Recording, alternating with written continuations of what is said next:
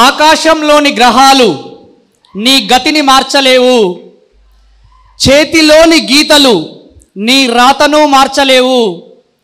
నీ రాత నీ గీత మారాలంటే నువ్వు మారాలి, నీ ఆలోచన మారాలి, నువ్వు చేస్తున్న పని విధానం మారాలి. అప్పుడు మనం చేస్తున్న పనిలోని విజయాన్ని ఎవ్వరూ ఆపలేరు. చాలా సందర్భాల్లో మనం చూస్తూ ఉంటాము, చాలామంది విజయవంతమైన వ్యక్తులను మనం చూస్తూ ఉంటాం, కలుస్తూ ఉంటాం. ఎలా విజయం సాధించారు వీరందరూ అని ఆలోచిస్తూ ఉంటాం. వాస్తవానికి చేపపిల్ల పుట్టగానే ఈదాలి, పక్షి పక్షం రోజుల్లోనే ఎగరాలి, జంతువులు పుట్టగానే నిలబడాలి, నడవాలి, కొన్నాళ్లకు పరిగెత్తాలి, ఆ తరువాత వేటాడాలి. ఇవన్నీ సహజంగానే నేర్చుకుంటాయి వాస్తవానికి. కానీ మనిషి విషయం అలా కాదు, మానవుడి విషయం అలా కాదు. ప్రతి విషయాన్ని నేర్చుకుంటూ ఉండాలి, ఆ నేర్చుకున్న విషయాన్ని ఆచరిస్తూ ఉండాలి. ఆ ఆచరణ ఆ రోజే కాదు, ప్రతిరోజు ఉండేలా చూసుకో. నిన్ను నీ విజయాన్ని ఎవరూ ఆపలేరు వాస్తవానికి. మరి ఎలా మనం సక్సెస్ సాధించాలి, ముందుకు వెళ్ళాలి అని అంటే ఏదైనా సందర్భంలో మనం వింటూ ఉండాలి. చాలా సందర్భాలలో మరి వింటూ ఉన్నామా మనం ఒకసారి ఆలోచిస్తే ఎంత వింటున్నాము అని అనుకున్నప్పుడు మనం వినేది 50% మాత్రమే. మరి ఆ విన్నదాన్ని అర్థం చేసుకునేది పావువంతు మాత్రమే. కానీ మన రియాక్షన్ ఎలా ఉంటుంది అని అంటే 100% రియాక్ట్ అవుతూ ఉంటాం వాస్తవానికి. ఎప్పుడైతే మనం ఏదైనా ఒక విషయాన్ని అద్భుతంగా వింటూ ఉంటామో, అప్పుడు మాత్రమే విన్నదాన్ని అర్థం చేసుకుంటూ ఉంటామో, అప్పుడు మాత్రమే మనం ముందుకు వెళ్ళడానికి ఆస్కారం ఏర్పడుతూ ఉంటుంది. నిజంగా మరి ముందుకు వెళ్ళాలి, నేను నిజ జీవితంలో సక్సెస్గా ఉండాలి అని అనుకున్నప్పుడు మనకు అసలు సక్సెస్ అంటే ఏంటి అని ఒక్కసారి ఆలోచించే ప్రయత్నం చేద్దాం. మామూలుగా 0 to 9 నెంబర్స్ ఉంటాయి చూడండి.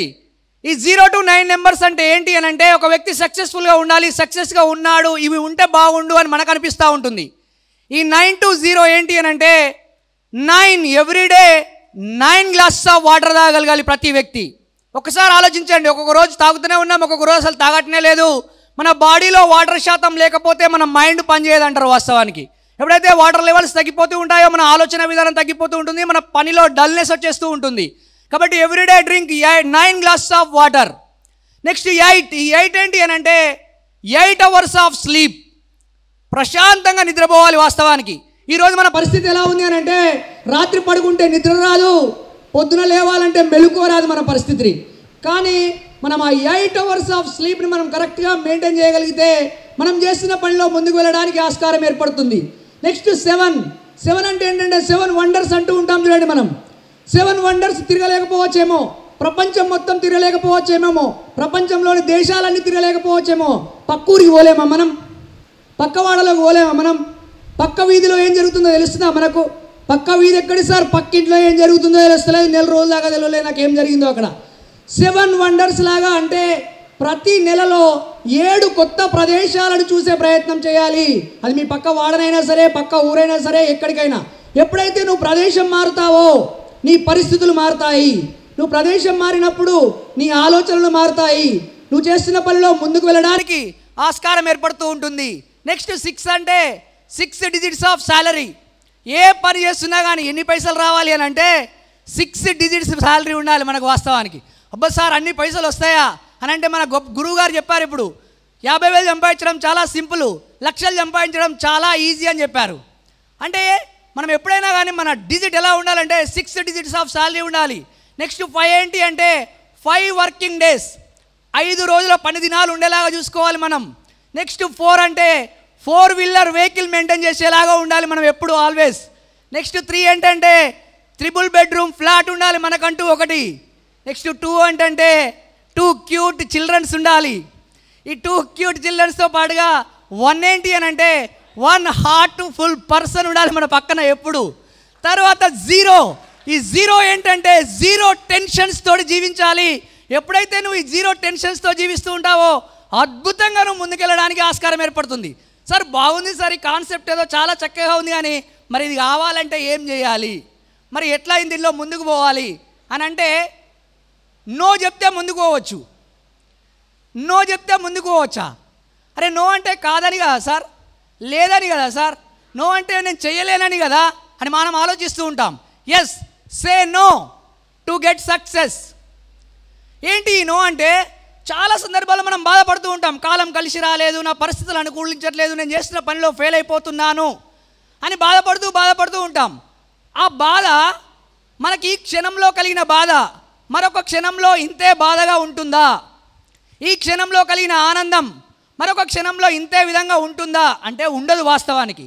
కానీ మనం ఏం చేస్తామనంటే ఆ బాధనైనా దాన్ని కంటిన్యూ చేస్తూ ఉంటాం. వాస్తవానికి ప్రతి క్షణం మారుతూ ఉంటుంది, ప్రతి నిమిషం మారుతూ ఉంటుంది, ప్రతి గంట, ప్రతి రోజు, ప్రతి వారం, ప్రతి నెల, ప్రతి సంవత్సరం అన్నీ మారుతూనే ఉంటాయి. ఎన్ని మారినా, ఏది మారకపోయినా, నువ్వు మారనంత వరకు నీ జీవితంలో వెలుగు రాదు, నీ ఇంటికి విజయము కూడా రాదు. కాబట్టి మనం ఎక్కడ నో చెప్పాలి, ఏ సందర్భంలో నో చెప్తే మనం ముందుకెళ్ళడానికి ఆస్కారం ఏర్పడుతుంది అని అన్నప్పుడు నో కాంప్రమైజ్. No compromise. అసలు ఏ పని చేస్తున్నా సరే అందులో మనం కాంప్రమైజ్ అయ్యే ప్రసక్తి ఉండకూడదు. కాంప్రమైజ్ అయితే ఏమైపోతుందంటే మనం అక్కడే ఆగిపోతూ ఉంటాం. మామూలుగా మనం చిన్నపిల్లల్ని చూస్తూ ఉంటాం. చిన్నపిల్లల నుంచి చాలా అద్భుతమైన విషయాలు నేర్చుకోవచ్చు మనం. ఏ child fearlessly try before giving up. అంటే చిన్నపిల్లోడికి ఒక వస్తువు ఇస్తే ఆటోమేటిక్ ఇలా పెన్ను ఉందనుకోండి, ఈ పెన్ను తీసి ఇచ్చాననుకోండి, ఏం చేస్తాడు పిల్లోడు? నోట్లో పెట్టుకుంటాడు, కొరుకుతాడు, ఓపెన్ చేస్తాడు, కింద పడేస్తాడు, మళ్ళీ తర్వాత ఏం చేస్తాడు? దాన్ని పెట్టనీకి ప్రయత్నం చేస్తూ ఉంటాడు, అప్పుడు వదిలిపెట్టేస్తూ ఉంటాడు. కానీ యాజ్ అన్ అడల్ట్ మనం ఏం చేస్తామనంటే ఏదైనా ఒక పని గురించి మాట్లాడగానే ఇది నాతోటి కాదు, ఇది నేను చేయలేను, ఇది దీని గురించి అసలు నాకేం తెలియదు అని ముందే మనం వదిలిపెట్టేస్తూ ఉంటాం. A child fearlessly try before giving up. But as an adult మనం ఏం చేస్తామంటే we give up even before we tries. అసలు ట్రై చేయకముందే దాన్ని వదిలిపెట్టేస్తూ ఉంటాము. అలా ఎప్పుడూ ఉండకూడదు. Next, no condition is permanent. No condition is permanent. ఎందుకు అనంటే ఏ కండిషను పర్మనెంట్ కాదు. నీ జీవితంలో ఇంత బాధలు ఉన్నాయి ఈ క్షణము అనంటే, బాధలు ఉన్నాయంటే అర్థం ఏంటి అనంటే నెక్స్ట్ సంతోషం వస్తుంది అనే అర్థం. బాగా సంతోషంగా ఉంటున్నావు అని అంటే అర్థం ఏంటి అంటే తర్వాత బాధ కూడా వస్తుంది. It is part of life. Problems is in the part of life. Accept the problem is heart of life అంటారు. ప్రాబ్లమ్స్ లేని వాళ్ళు ఎవరైనా ఉన్నారా? ఎక్కడైనా ఉన్నారా? అసలు బ్రతికున్న ప్రతి ఒక్కరికి, జీవమున్న ప్రతి ఒక్కరికి ప్రాబ్లమ్స్ అనేవి సహజంగా ఉంటాయి. ప్రాణం లేని వాటికి మాత్రమే ప్రాబ్లమ్స్ ఉండవు. మనకు ప్రాబ్లమ్స్ వస్తున్నాయి అని అంటే మనం దాంట్లో ముందుకెళ్తున్నామో అని అర్థం. మనకు అదొక గొప్ప ఆపర్చునిటీ అని అర్థం.